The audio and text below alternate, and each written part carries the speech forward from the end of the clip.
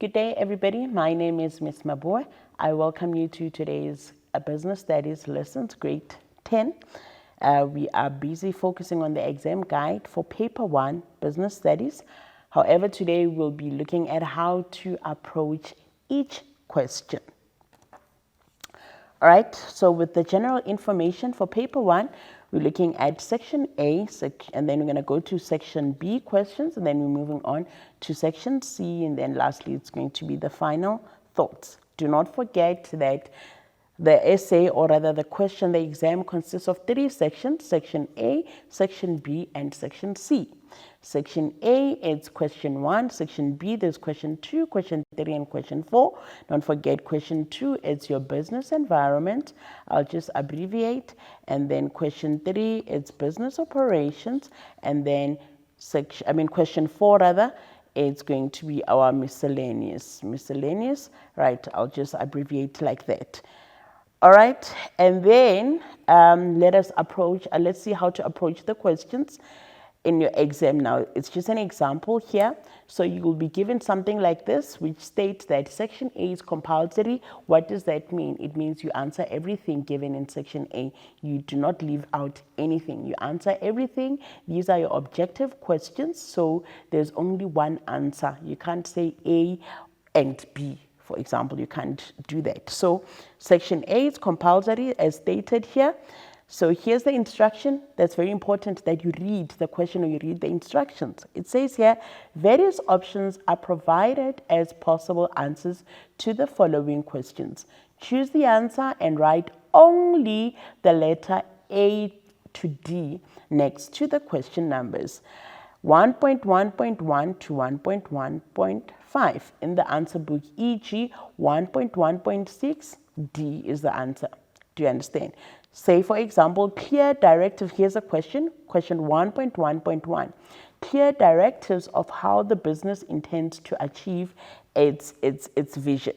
So now this is your question. So let's say the answer is A. So in your book, you'll just say 1.1.1. You look at it and say, okay, my answer is a mission. Right, and then what will you do? You write A next to it. And then we move on to another question. Let's say it's 1.1.2, and then you feel the answer is C. You write C next to it. I hope I am clear. This is how you approach the question. That is your 1.1 for 10 marks. And then we move on to 1.2. 1.2, remember here, it's fill in the missing words. Basically, complete the following statement by using the words provided in the list below. So we've got possible words here. However, you have to write only the word or words next to the question number 1.2.1 to 1.2.5. Let's read the question. 1.2.1 says A is a form of a protest by a group of people about lack of service delivery. So what you need to do is to look at the words provided here and ask yourself which word is suitable here or which word is correct. So let's say you've concluded that political disturbances is the correct answer. So what you do in your book, you'll say 1.2.1. Then you write political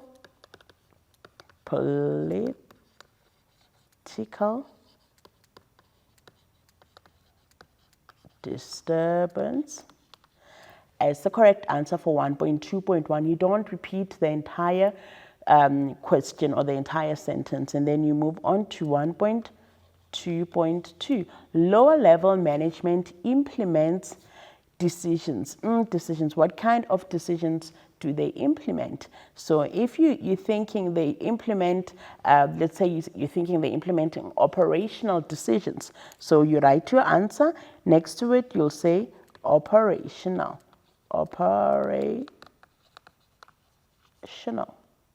That is your answer. I hope you understand. Then just like that in 1.2.3, you do the same. The function is responsible. You do the same. You just write the question number and the answer. That's what you do in 1.2. Then we move on to 1.3. Remember we said in 1.3, it's matching columns. So you choose a description from column B that matches a term in column A. write only the letter A to J. So you'd have in column B, it's from A to J next to the question number 1.30.1 up to 1.30.5, e.g. 1.30.6. Right, so here's your question 1.30.1, counterfeiting. So which one matches with it? Which one is the correct answer? So, so here, it highly happens. So, but let's say you're saying 1.30.1, you write 1.30.1, counterfeiting, illegally copying of protected goods without the consent of the owner. So the answer is A. You just write A next to it. I hope it's clear. Very simple. So you can't say A and B. You are wrong. And you find that in this instance, A is the correct answer. But as a marker, everything is wrong. Why? Remember we said here, there's only one answer. There's only one answer. These are objective questions. We are done with section A, your objective questions. We have to move on to section B. So in section B, you answer any two questions from this section. Question 2, we're starting off with business environment. It says here, list 4 organizational resources. The question says list. So you start answering. In your book, you'll just say 2.1, and then you start by listing number 1, number 2, number 3, number 4. You are listing your answers. Organizational resource, you write the answer for organizational resource number 1, number 2, number 3, number 4. Do you understand? And then we move on to 2.2. Remember, the action verb is what? Is list. So that's what you are doing. And then question number 2.2 says, read the scenario below and answer the questions that follow. So you're going to read the entire scenario. Chances are the question you have to quote. After reading here, what do they say? Name the business sector in which LTA operates. Right. So you're reading here, Lungi Travel Agency, they provide transport services, blah, blah, blah. After reading here by naming, you write 2.2.1 in your question, and then which sector do they operate in, and then you write. If you say the answer is tertiary, you write tertiary. If they had said to you by quoting, and then or motivate your answer by quoting, then you would say Lungi Travel Agency is providing transport services for local tours. This is now you quoting.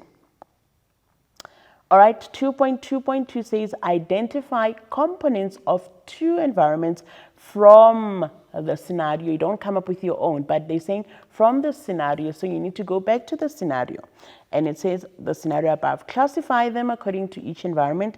Use the table below to present your answer. So what do? You need to redraw this table in your book, and then you write components, you write business environment. Right, so the 2 environments from the scenario, you come back to your scenario, you look for the answers. What are those components? I see they're speaking about the vision here. They speak about competitor as well here. So you write those, and then you have to quote. You are taking them from the scenario though. What do they say in the scenario? In the scenario, she has a vision to expand her business to become one of the best national tour agencies. That's what you do when you are answering this question. Remember, you have to redraw the table. But we're going to be practical about this just now so that you understand. But these are the type of questions that you will get in your exam. Right, question 3 is business operations. So in your question 3.1, give 2 examples of organizational structures. You are just giving, you're not explaining. Remember, we said the key word here, you're looking at the action verb here, which is to give. You just give. Give number 1, you give number 2, 2 examples. So they said 2, don't give 3, don't give 4, don't give 5. The number is stated here. They said 2 examples. So if you decide to give me 3, what do? I mark the first 2. And then the last 2, I'm not going to read, I'm not going to mark, because the question stated clearly that give 2 examples of the organizational structures. Question 3.2 says, identify the business function that is responsible for improving the quality of performance in each statement below. You come to the statement. So in your question, you then say in your book, 3.2.1 sees where PTY Ltd as an effective recruitment method to attract best candidates. So you don't repeat the sentence, but you write the answer. So which business function you state? Human resources, it's the answer. And then you move on to the next question, human resources. And then we move on, 3.2.2. You do the same. Remember the action verb said identify. You're not asked to explain human resources. Then we move on to question 4, which is a miscellaneous. Remember I said question 4, it consists of two topics. There's a business environment and there's business operations. You have to answer everything. If you decided to answer question 4, you answer everything. Discuss 2 solutions to deal with piracy. Remember, this is a socioeconomic issue, which is under business environment. And then 4.2, advise businesses on the importance of stock control, which is part of what? Of the business operations or under quality, actually. All right, so we've come to the end of the first segment. We're going to go to a break. Then when we come back, we're going to do an essay. I'll see you just now.